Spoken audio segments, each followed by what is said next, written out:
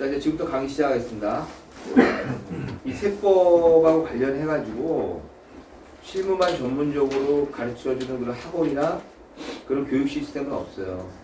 그러니까 우리가 이제 세금 면책 쪽으로 일을 하다 보니까 그쪽에 관련돼서 꼭 필요한 내용들 반드시 숙지를 해야 되는데, 그렇다고 여기 있는 책을 다 할 수는 없고 기본적인 내용만 일단 숙지하고 그 다음에 세부적으로는 여러분이 저 책을 사서 공부를 하면 되는데, 그렇다 하더라도 이 세법을 공부하려면 가장 기본적으로 알아야 될 법이론이 있어요. 법이론.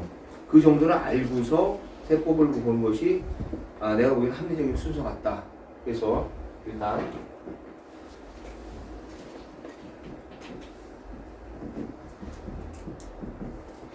법은 크게 이제 두 가지로 나눠진다고 보면 돼요. 사법하고 공법. 사법이라는 것은 사인 간에, 개인들 간에 형성되는 어떤 법률 관계를 정의하고 있는 법률을 사법이라고 하고, 공법이라고 하는 것은 국가와 국민 간의 어떤 관계, 이걸 규율하고 있는 법률을 공법이라고 하면 되는데, 사법의 가장 대표적인 것이 민법이에요. 민법.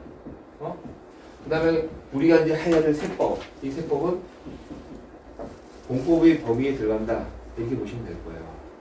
자, 그러면 뭐 민법은 나중에 나오겠습니다만은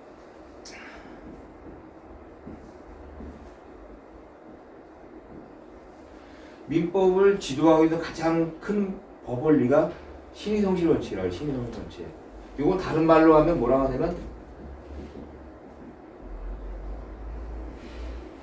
근반원의 원칙이라는 말로 표현합니다. 그러니까 대륙법에서는 신의성실 원칙이라고 그러고 영법법에서는 근반원의 원칙이라고 그러는데, 무슨 말이냐면 말 그대로요. 내가 한 말을 지켜라. 그러니까 약속을 어기지 말라. 이런 내용이에요. 이런 내용. 근데 이거 나중에 세법에도 나옵니다. 민법에서는 가장 큰 지도법 원리가 신의성실 원칙인데, 이에 반해서 세법은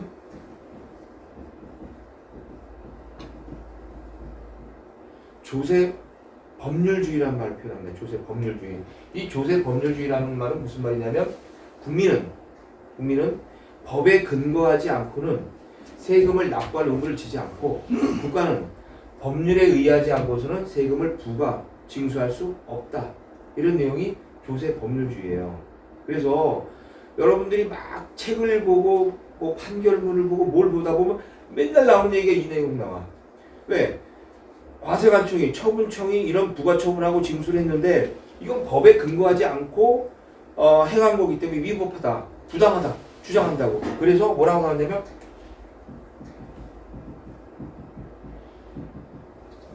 형해화라는 말로 나와. 형해화.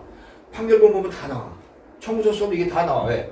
이렇게 해서 잘못됐기 때문에 조세 법률주의가 형해화가 됩니다. 즉 유명무실해진다는 얘기예요.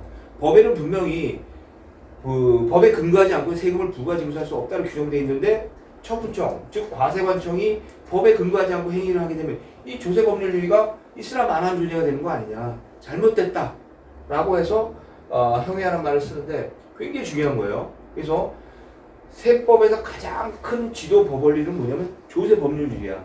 그리고 또 하나 나온 게 뭐냐면 조세 평등주의. 평등주의 나오는데 이게 뭐냐면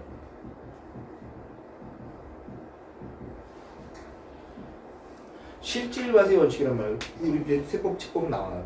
그래서 세법 딱 나오면 조세 법률주의를 기반으로 해서 조세 평등주의를 구현한다. 평등해야 됩니다. 평등.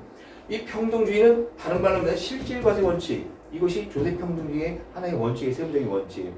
여기서 이제 조세 평등주의란 말은 다른 말로 뭐냐면 수직적 평등, 수평적 평등이란 말이 나와요. 수직적 평등은 뭐냐면 소득이 많은 사람은 세금을 많이 내고 소득이 적은 사람은 세금을 적게 내는 것이 상대적으로 형평성에 맞는 것이고, 수평적 평등이라는 건 동일한 소득 구준에 있는 사람들은 같은 세부담을 져야 된다 라는 것이 수평적 평등이라는 말을 표현해요. 그래서 일단 세법은 조세 법률주의하고 조세 평등주의를 근간으로 해서 형성되어 있다. 자, 그러면서 자, 세금을 징수를 해야 되는데 국가가 세금을 징수하는 가장 기본적인 원리 또는 근거는 뭐냐? 네, 굉장히 중요한 겁니다. 이게 채권, 채무 관계선. 즉 국가가 채권자가 되고 국민이 채무자예요. 그러니까 채권자 입장에서 채무자한테 너 나한테 줘야 될 돈 줘 라고 받아갈 수 있다는 또는 받아간다는 그 근거설이 채권 채무관계설이에요. 채권 채무관계설. 자, 그러다 보니까 정리가 돼. 어떻게? 국가가 채권자로서 국민이 채무자인한테 세금을 걷어가는데, 자, 그렇게 걷어가다 보니까 이건 뭐냐? 일종의 사인 간의 거래하고 동일한 개념이 적용될 수밖에 없다는 얘기예요. 네? 돈 빌려주는데 받으려면은 민법에 의하더라. 민법 구체적으로 어떻게 돈을 받아갈 것이냐. 그래서 민사집행법이 나온다고. 그래서 세법책을 보다 보면 대부분들이 뭐라고 그래요? 민법에 의한다. 민법을 준용한다. 또는 민법에 나와 있는 대로 뭐 어떻게 하겠다. 그런 내용이 굉장히 많이 나와. 왜 나오냐? 이거. 요거를 근간으로 해서 세법이라는 게 구성이 되어 있지만 그 터전에는, 그 기본에는 바로 채권 채무 관계설이라는 것을 근거해서 요 민법에 있는 내용들을 차용하다 보니까 결국 요렇게 구성될 수밖에 없고, 세법은 세법 하나만의 요런 법률로만 구성되어 있는 것이 아니라 요런 법과 그 다음 민법과 다른 세법이 모두 짬뽕이 돼서 믹스가 돼서 만들어진 법이 세법이다. 이렇게 보시면 돼요. 네? 네, 이거 굉장히 중요한 겁니다. 그래서 막 법전 찾아보고 뭐 하다 보면 민법이 나와. 그럼 뭐 시효의 계산은 뭐 민법에 의한다. 뭐는 뭐 민법을 준용한다. 이 규정이 없는 것은 민법에 의한다. 이게 나온다고.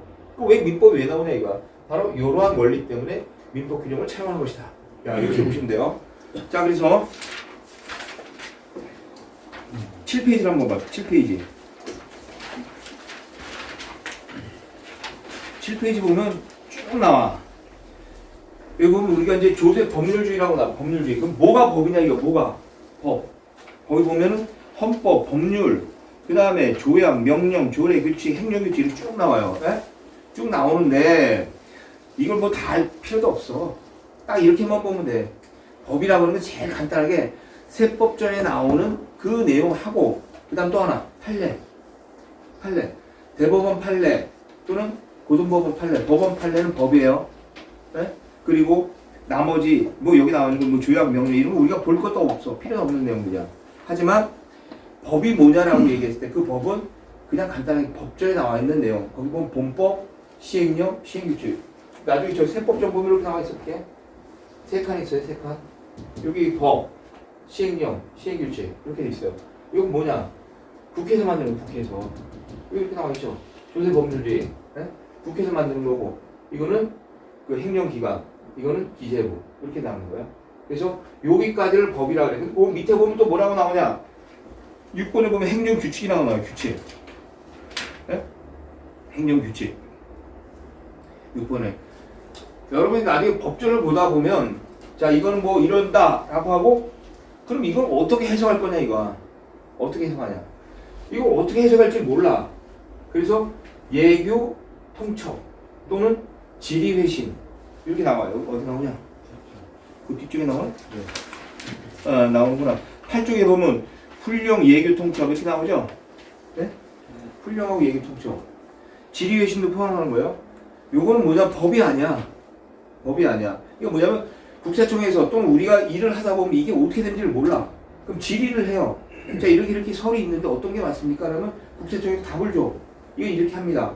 이건 뭐냐면 국세청 내에서 자기들이 일 처리를 하는데 이렇게 준수해라라고 실무 지침이에요. 실무 지침. 이거 법이 아니야, 법이. 그래서 우리가 소송을 들어가면 이 예규 통첩 이런 거 하나도 취급이 안 돼요. 근거가 안 돼. 자료서 활용이 안 돼. 오로지 법과 판례만 가지고 판단해, 법원에 가면. 그런데 실무에서는 법과 판례를 잘 안 봐. 애들이. 여기 나와 있는 예규 통첩, 질의회신 이것만 본다고 세무서는. 자 정리를 하자면 조세 법률주의에서 얘기하는 법이라고 하는 것은 막 여러 가지가 나와. 근데 우리가 실무에서 필요한 건 다른 거 볼 것도 없고 법전에 나와 있는 그 법이라고 하는 것, 국세기본법, 국세징수법, 그럼 국세기본법 몇 조, 국세징수법 시행령 몇 조, 시행규칙 몇 조, 요것과 판례, 대법원 판례, 요것만이 법이다 이렇게 생각하면 돼요. 간단하게. 그런데 이거는 소송을 들어갈 때는 그렇게 중요한데 일반적으로 세무서 직원들은 법이나 판례를 잘 몰라. 그러니까 얘네들이 항상 하는 게 뭐야? 예규 통첩. 예규가 있습니까? 질의회신이 있습니까? 꼭 물어봐. 그게 제일 중요하다고 얘네들은. 그래서 예규 통첩이나 질의회신은 법이 아니기 때문에 행정소송을 들어가면 근거 자료로 사용할 수가 없어요. 그러나 세무서 차원에서는 굉장히 중요한 거다. 그래서 담당 직원하고 얘기할 때는 항상 얘기할 때 대법원 판례가 어떻습니다라고 얘기하는 것보다 예규문은 보니까 이렇게 나왔던데요.